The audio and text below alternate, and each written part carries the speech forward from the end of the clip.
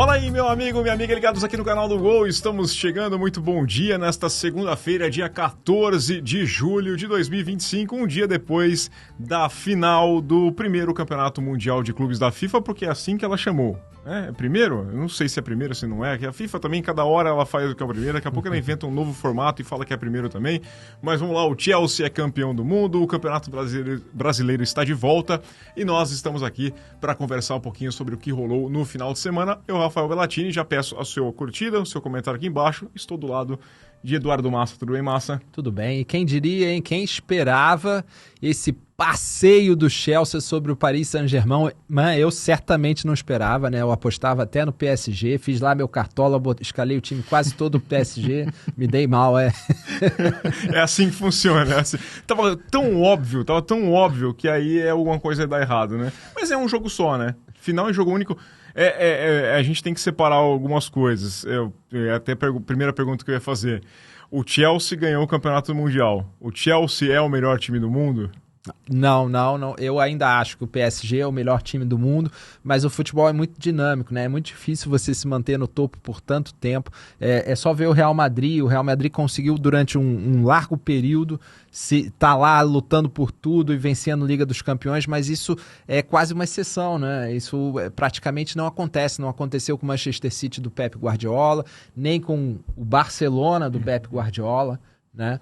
Teve lá um domínio muito curto. É muito difícil se manter no topo, e é muito mais difícil se você está no PSG ainda, que é um clube que está inserido num contexto do futebol francês, que é bem menos competitivo. Então você tem ali uma certa dificuldade, né?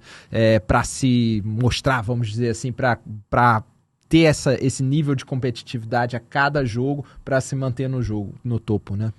Vou colocar aqui a capa aliás, a capa não, né? Já o texto do relato do jogo, falando do gelado, né? O Palmer foi o grande destaque, gelado no calor que estava em Nova York, sensação de mais de 30 graus, e ele passando frio lá, né? Mas frio, calculista, e que grande vitória do Chelsea, dominou de uma forma que a gente não imaginava, né? 3-0 no primeiro tempo, placar construído no primeiro tempo, com 2 gols do Palmer e 1 do João Pedro.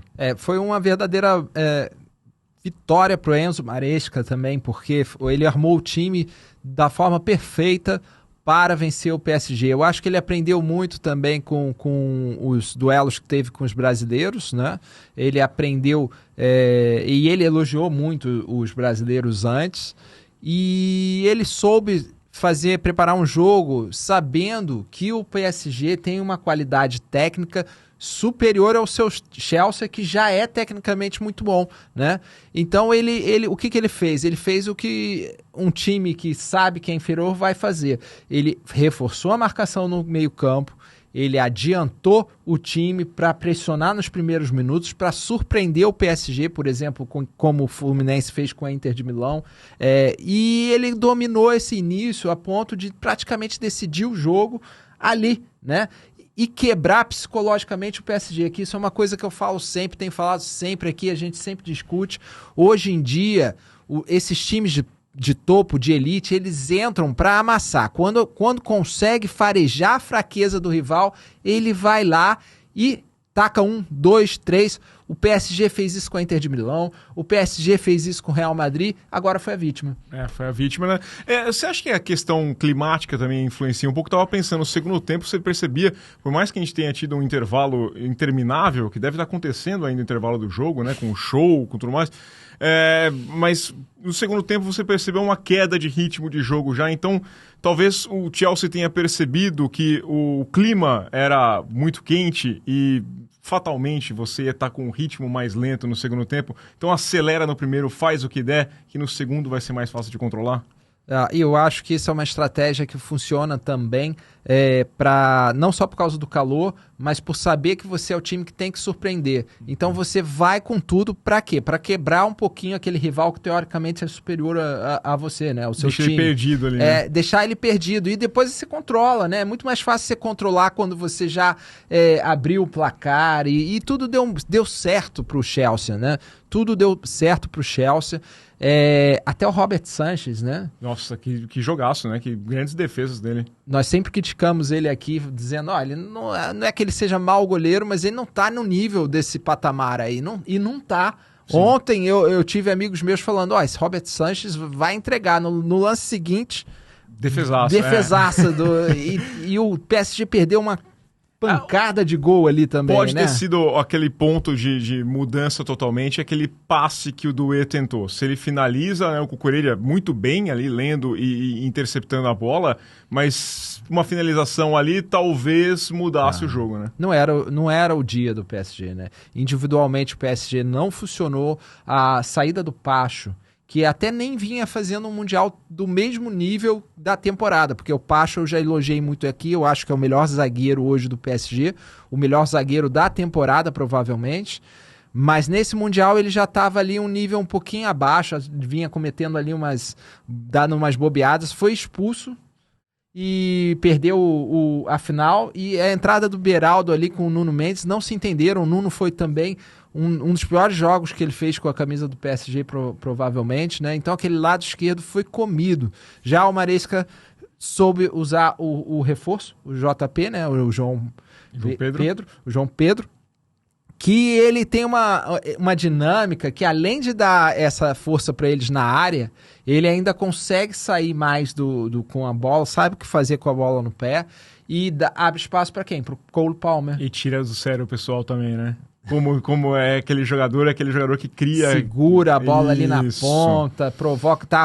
O Chelsea estava já com o controle do jogo, ele ia lá para a ponta, segurava a bola, e o PSG já fora do tom, né? Totalmente fora. Né? Já tinha mostrado isso aqui um pouquinho contra o Bayern de Munique, né? Pareceu um time nervoso em alguns momentos. É uma característica do Luiz Henrique, né? O Luiz Henrique nunca foi um cara calmo. Então, talvez nessa de as coisas não começarem a dar certo, talvez seja a dica aí, até para quem for enfrentar o PSG na próxima temporada, essa coisa de tirar, né? Devem explorar um pouco mais essa questão emocional. Essa questão do PSG. Mas eu acho que isso tem muito a ver com essa Copa. Com esse momento, é um período muito curto, todo mundo ali vivenciando as mesmas coisas, né? E também vendo o que está dando certo do outro lado. Você vê que o Maresca falou dos brasileiros antes, e o PSG também se baseou muito na vantagem, né? Eles disseram, nós somos os campeões europeus, não podemos nos sentar nesse título, nesse favoritismo, né? E o Luiz Henrique fez um discurso que era um discurso motivacional muito do tipo... Estão vendo esses caras aí, esses que vêm, eles não têm o dinheiro que nós temos, eles não têm o time que nós temos, mas eles estão dando a vida em campo. Vocês também têm que dar a vida em campo. Só que ele pilhou demais o time. Contra o Bayern de Munique foi muito claro isso, né? Tinha aquela coisa da raça, mas era uma raça de quem não sabia o tom ainda, né? Tem expulso quando tava 2-0, já tá tranquilo, controla o jogo, né? Passou do ponto, né? Passou do ponto. E ontem contra o Chelsea passou do ponto porque também, né, foi um passeio ali no primeiro tempo, e acho que perde um pouco o controle, é normal. É normal, é natural. O que não é natural é aquilo que aconteceu no fim do jogo, né? Que ali já realmente não se concebe, né? Você tá perdendo de 3-0 e aquilo é mal perdedor, já começa a ser... O Luiz Henrique ali foi lamentável, a atitude dele, a gente falou que muito legal, tudo o que aconteceu na temporada toda do Luiz Henrique, e aí no finalzinho, né, exatamente, no instante final da temporada, ele chutou um pouquinho do balde ali, mas ainda assim é um grande treinador. O Maresca também está de parabéns, que pelo Chelsea campeã do mundo, para mim não é a primeira campeã do mundo, acho que o mundo já existia antes de 2025, né? O futebol já existia antes, então tem muitos outros campeões do mundo no futebol, né? Não vamos entrar nessa polêmica, quem que é, mas para mim não é o primeiro campeonato mundial nem da FIFA, né? Porque os outros também tinham a chancela da FIFA. Sim, então, e até com fase de grupos e tudo em 2000, então em 2000, já foi disputado em outras outros, depois ela também é uma besteira, a FIFA quer audiência também, né? Vamos ser sinceros. Cole Palmer, o melhor jogador do Mundial, não concordei muito, porque ele foi o melhor jogador da final. Acho que o Mundial teve jogadores melhores, né? O Cole Palmer, nós falávamos aqui antes até, é um tipo de craque estranho, né? Você olha a forma como ele anda, ele é desengonçado, ele não tem aquela classe, né? daquele tipo de jogador que eu acho que eu só vejo o Haaland aqui hoje, pelo menos atuando, que tem aquele jeito desengonçado, não tem aquela classe, mas ao mesmo tempo consegue decidir jogos, ser extraordinário da forma dele, uma forma única, né? Dito isso, o Cole Palmer não fez um Mundial assim de destaque. O Cole Palmer, para mim, não foi o melhor desse Mundial, mas ao mesmo tempo eu entendo que seja difícil encontrar um nome para esse Mundial. Por quê? Você pega o João Pedro. O João Pedro fez a diferença para o Chelsea, mudou ali o Chelsea. Mas jogou 3 jogos, né? E não foi o decisivo na final, foi na semifinal. Na outra, entrou no fim do jogo, ou seja, você não pode considerar ele, né? Os do PSG pareceria estranho, e mesmo assim o craque do PSG, o Dembélé, também não jogou assim tanto, né? Nem em número de jogos, nem em futebol, embora tenha feito um bom jogo também na semifinal. Isso, jogou bem contra o Real Madrid, mas foi a única partida que ele jogou ontem, acabou, né, sumindo ali bastante. Então é difícil você encontrar, o Arias talvez tenha sido mais regular, né, para mim, mas o Fluminense caiu na semifinal e então perde um pouquinho aquela força, né? É difícil encontrar um candidato, né? Para mim seria o Arias, tá? Para mim seria o Arias, por quê? Porque foi o que durante o campeonato teve mais jogos importantes. E mais regular ali. E chegou ali entre os 4, né? Para quem não acompanhou, na quinta-feira a gente soltou o podcast Na Cara do Gol. Fizemos lá a seleção do campeonato. Confia aqui do lado, tem aqui em cima também, eu vou colocar. E aí vocês conferem a nossa discussão sobre o Mundial de Clubes. Vamos falar de Campeonato Brasileiro que voltou no final de semana. Deixa eu colocar aqui o Brasileirão, que você encontra todos os detalhes. Lá tivemos a vitória do Internacional sobre o Vitória por 1-0. O Flamengo fez 2-0 no São Paulo. Isso no sábado, tá? O Vasco perdeu para o Botafogo 2-0 e o Bahia venceu o Atlético Mineiro por 2-1. Um jogo eletrizante, um jogo fantástico, um jogo muito bom mesmo. Mas eu queria destacar esse Flamengo contra o São Paulo, porque foi um domínio do Flamengo, né? O São Paulo teve pouquíssima resposta para a equipe do Flamengo. A gente imaginava alguma coisa do tipo, mas o detalhe principal é o final do jogo, a entrevista do Felipe Luiz, jogando luz em toda aquela história do Pedro que a gente tinha, né? Primeiro, falando do brasileiro como um todo, eu acho que tivemos poucas surpresas. Eu achava que ia mudar muita coisa, que a gente ia ver muita surpresa nesse retorno por causa do tempo parado, né? O Flamengo contra o São Paulo, o Flamengo joga em casa, no Maracanã, vem do Mundial, torcida lá em cima. A gente esperava que o Flamengo fosse melhor que o São Paulo. Eu achei até que o São Paulo teve momentos ali, principalmente no primeiro tempo, ali, que eu achei que o São Paulo conseguia controlar ali a pressão do Flamengo. Achei interessante o São Paulo saindo no toque de bola ali, porque tem uns amigos que reclamam no Diniz. Eu falei, tá usando muito no Diniz ali. A saída de jogo do São Paulo ali atrás, bem tramada ainda, bons passes. Quebrou um pouco o Flamengo, né? E depois o Flamengo, no segundo tempo principalmente, tomou controle do jogo. E aí o São Paulo não aguentou, não aguentou e poderia ter sido até mais, né? Quando saiu o primeiro gol, já tinha ali uma pressão ali para sair o gol. Né? Teve uma sequência ali. Uma sequência, né? De lances que poderia sair gol, poderia ser, até que era questão de tempo, né? Sobre o Pedro, eu acho que esse Mundial mexeu muito também com a cabeça dos técnicos, né? Principalmente do Renato Gaúcho e do Felipe Luiz. E cortou a cabeça do Renato Paiva, né? Então, literalmente, mexeu com a cabeça. Mas o Felipe Luiz teve aquele aval para dizer assim, eu preciso de um time mais intenso. Ele sempre cobrou isso. E o Pedro não traz isso. E eu acho que o Pedro, mais que isso, ele parece que ter se perdido em algum momento. Ele vem de lesão, é aquele momento que o jogador tem que mostrar, tem que querer mais, né? E não tá. E já tem reclamações sobre isso com o Pedro, sobre treinamentos, há muito tempo. De qualquer maneira, eu acho muito estranho para um clube que está em primeiro lugar. Fez um bom Mundial. Fez um bom Mundial. Não tem nada ali para levar o Flamengo para a crise e o Flamengo inventa uma crise, né? Eu não sei qual é o objetivo. Eu não entendo os vazamentos sobre o Pedro, eu não entendo a exposição do Pedro. Por quê? Porque, pragmaticamente falando, se você não quer o jogador, não conta com o jogador, o que você expor isso vai fazer cair Perder o nível, valor. vai fazer o jogador perder o valor. O Pedro era um jogador valorizado, né? Se achava que não pegava 15 milhões de euros, agora não pega 10 milhões, não pega. Acabou de falar que o cara não treina, que tem deboche, que tem tudo. Você acabou de destruir o jogador. Gente, dentro do futebol brasileiro, devia ter quem quisesse pagar 20 milhões de euros pro Pedro. O Palmeiras está aí precisando de um centroavante. Pegou o Vitor Roque, que também não vem em grande fase, né? Todo mundo precisa de um centroavante que dê 20, 30 gols por temporada. Né? Todo mundo no Brasil. E o Pedro, na Europa, o Pedro ainda teria algum mercado, pode não ser a mesma coisa, porque ele já passou, já voltou, mas mesmo assim ainda teria algum mercado. É muito estranho a forma como eles queimam a própria possibilidade de vender o jogador. E se eles querem uma reação do jogador, que reação é essa? Como é que eles vão ter uma reação depois disso, né? Porque não foi assim uma cobrança light, foi uma cobrança pesada, é uma cobrança que eu imagino que a torcida não vai entender mais, ou vai ter que pegar um lado, e nesse momento o lado forte é o Felipe Luiz. Sim. Né? Então, o Felipe Luiz aproveitou bem o momento em que ele está ali e fez a cobrança. Porque a gente já viu essa cobrança ser feita por outros treinadores, só que a corda estourava para o outro lado. Né? A gente já viu o Tite com o Gabigol, só que não era um bom momento do Flamengo e depois ficou provado que o Gabigol tinha esse problema realmente. O Vitor Pereira mesmo, né? Até no Corinthians, cobrando alguns jogadores e aí a corda estourava para aquele lado.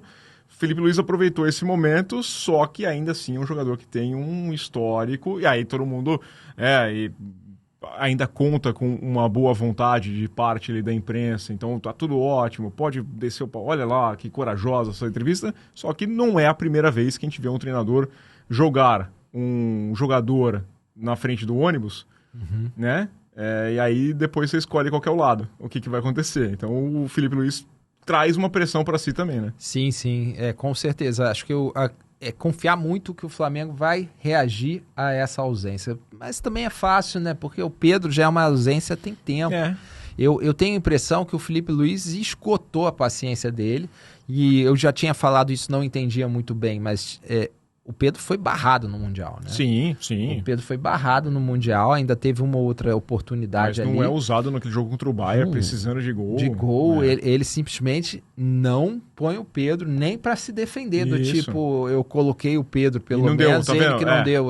Não, o Felipe Luiz mandou ali uma mensagem, o Pedro não serve para esse tipo de jogo. Né? E ele confiou no Arrascaeta, que também tem Por quê? Porque o Arrascaeta deve entregar nos treinos e em termos de comportamento não tem sido um problema, e o Arrascaeta deu a volta por cima, porque ele começou essa temporada em baixa, com problemas físicos, e deu a volta por cima, tanto é que estava como artilheiro do Brasileiro, né?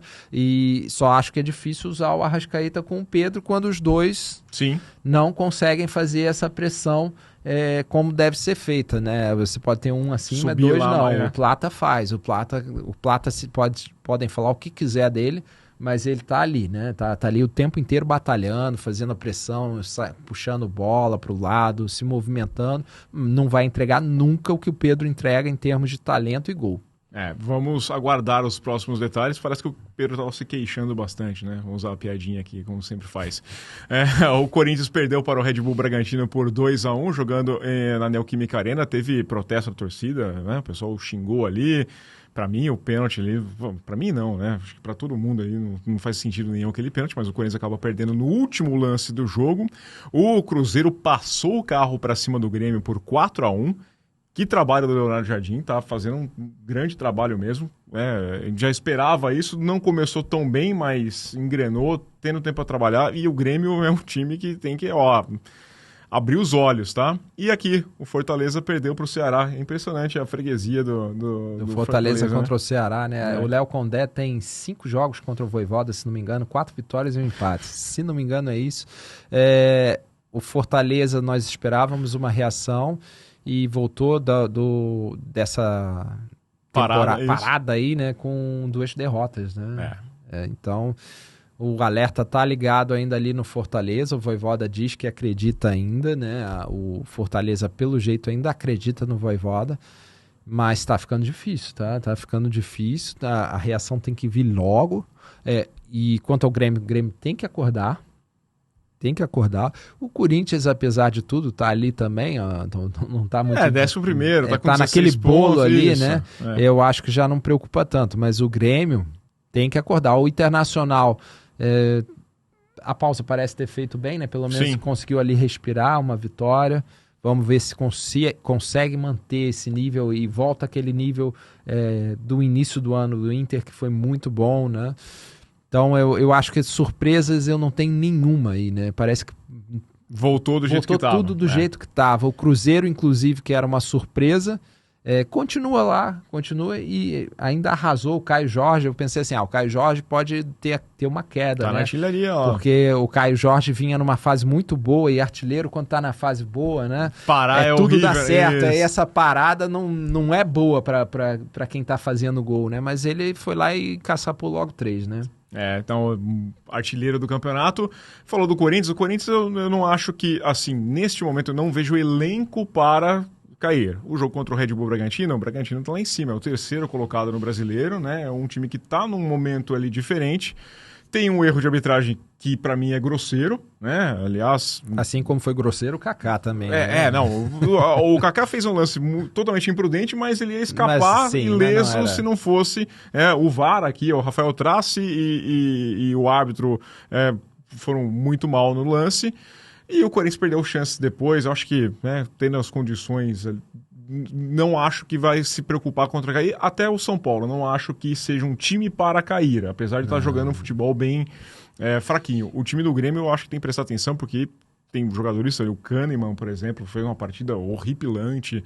O time está muito mal e eu não consigo ver muita coisa nessa equipe. Tem muito campeonato pela frente ainda.